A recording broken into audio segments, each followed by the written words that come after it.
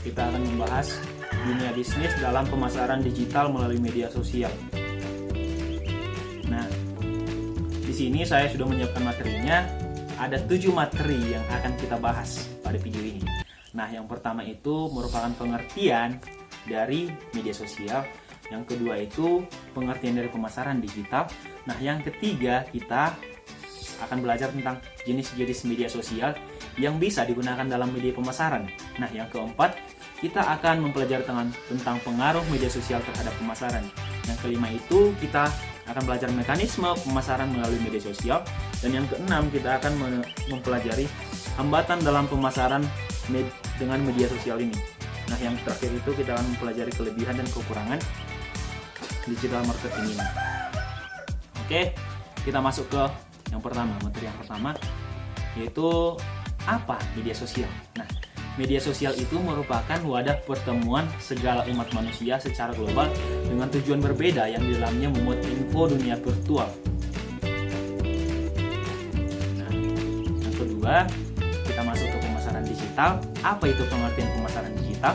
Nah, pemasaran digital ini bisa diartikan dengan proses pengenalan dan promosi produk dengan menggunakan media digital atau media sosial yang sangat banyak dipakai oleh masyarakat luas.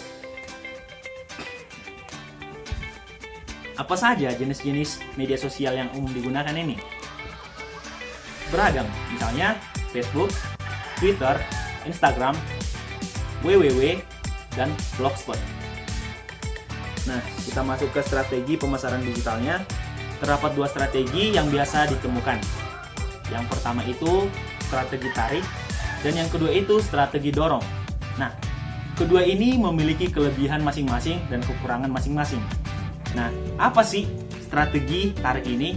Nah, pada strategi tarik ini, konsumen bertindak mandiri untuk mencari, melihat, menganalisis informasi yang ada. Nah, dia memiliki kelebihan. Yang pertama itu tidak perlu teknologi yang canggih. Yang kedua itu kebebasan media. Yang ketiga, tidak ada batasan strategi. Nah, dia juga memiliki 2 kekurangan. Yang pertama itu bersifat pasif karena pakai mesin pencari. Yang kedua, karena pakai mesin pencari. Yang kedua itu tidak ada personalisasi untuk pelanggan agar datang kembali. Nah, jika kita menggunakan strategi dorong, di sini memiliki 2 kelebihan. Yang pertama itu memilih sasaran konsumen khusus. Dan yang kedua, pesanan dikirim sesuai kriteria. Dan kekurangannya ada 1, yaitu memerlukan mekanisme dalam pengiriman. Oke, kita masuk ke pengaruh media sosial terhadap pemasaran ini. Dengan adanya sosial media, pemasaran produk tidak melibatkan gaya konvensional. Nah, para influencer cukup membuat iklan menarik agar produk dipercaya oleh customer. Oke, kita masuk ke mekanisme pemasaran melalui media sosial. Ya, yang pertama itu bisa dengan menggunakan pemasaran internet, email, iklan media sosial, laman website. Biasanya laman iklan akan berhubungan dengan sender score. Nah, yang kedua itu pemasaran non-internet, yaitu namun medianya tetap digital seperti banner, spanduk. Nah, apa saja struggle at social media marketing atau hambatan dalam pemasaran dengan media sosial ini? Ada 5 hambatannya. Yang pertama, harus rajin update status dan foto. Yang kedua, perlu didukung dengan desain grafis, fotografi, editing, dan kemampuan beriklan. Nah, yang ketiga, kita masuk ke perlu menjelaskan produk lebih detail karena konsumen tidak bisa melihat produk secara langsung. Nah, yang keempat ini perlu akses internet dan menjadi hambatan jika koneksi internet lemah atau bahkan tidak ada koneksi internet. Nah, yang kelima adalah kurangnya pengetahuan dalam penggunaan teknologi. Sebenarnya masih banyak hambatan lain, tapi di sini kita hanya bahas 5 hambatannya. Nah, teman-teman nanti bisa mencari hambatan yang lain, bisa dicari di Google atau apa saja. Nah, kita masuk ke kelebihan dan kekurangan digital marketing ini. Jika kita melihat positif impact-nya, kelebihannya, yang pertama, memudahkan kita untuk berinteraksi dengan banyak orang dengan media sosial. Itu yang pertama.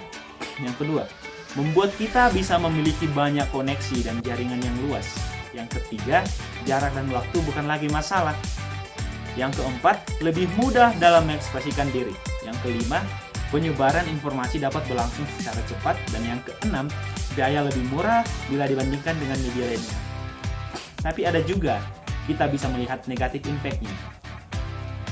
Yang pertama itu, menjauhkan orang-orang yang sudah dekat dan sebaliknya. Yang kedua, interaksi secara tatap muka cenderung menurun. Yang ketiga, membuat orang-orang menjadi kecanduan terhadap internet. Yang keempat, yang keempat ya, rentan terhadap pengaruh buruk orang lain seperti di kehidupan sehari-hari. Nah, yang kelima itu masalah privasi dengan media sosial. Dan yang keenam, menimbulkan konflik dengan media sosial. Siapapun bebas mengeluarkan pendapat atau opini, maka akan cenderung bisa mengakibatkan konflik, baik itu orang terhadap orang ataupun orang terhadap kelompok. Nah, sekian dulu penjelasan saya. Nanti jika teman-teman ada yang masih kurang mengerti, bisa ditanyakan di kolom komentar. Jika kalian menyukai video ini, bisa kalian tekan tombol like. Terima kasih, sekian dari saya.